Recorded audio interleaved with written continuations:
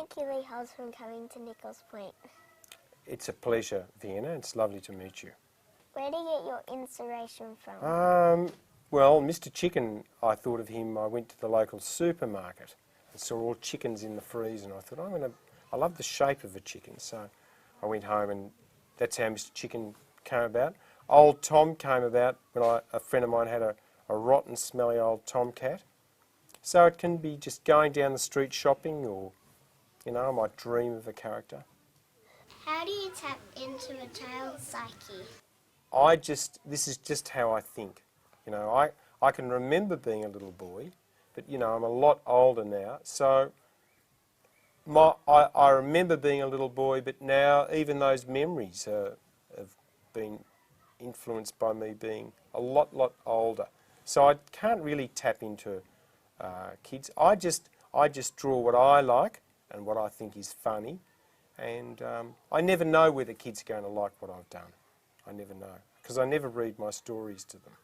In the old Tom books, you never mention the word cat. No, I don't, because in fact the old Tom books aren't about a cat at all. I pretend in the books that old Tom is a 7-year-old boy, and maybe it was me when I was 7, but the old Tom books really are about a lady and her 7-year-old son, because Angela, the lady with the funny hair, she thinks of old Tom as being a little boy rather than a cat. Who did you base Angela Throgmorton on? Well, I used to think it was no one, but then my mother saw the books and recognised all the furniture in the books, and I wasn't too happy about that. So maybe it is the story of me and my mum a little bit.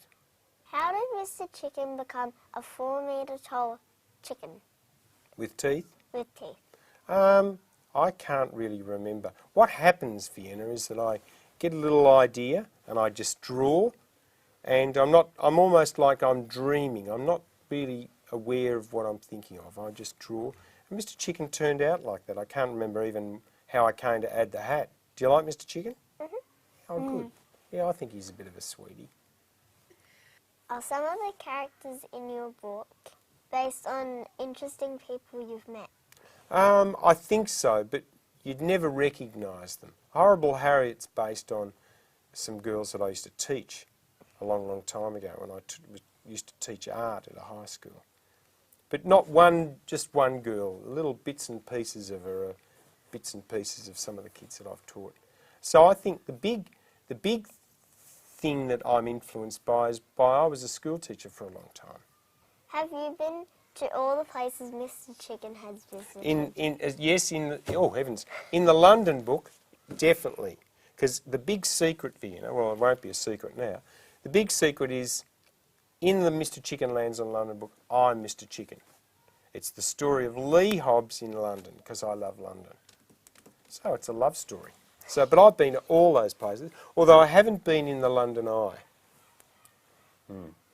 What did you want to be when you grew up? I always wanted to be an artist, because drawing is the only thing I could do well. As a little boy, I was good at art, but no good at everything else. Hopeless at sport.